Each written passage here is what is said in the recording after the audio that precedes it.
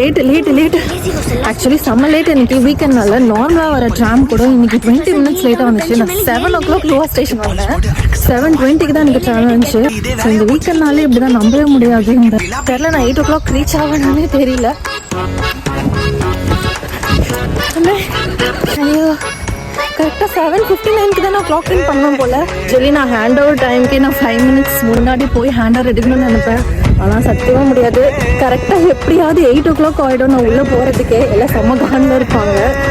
இன்னைக்கு அதுக்கு மேலே லேட் ஆகும் போலையே.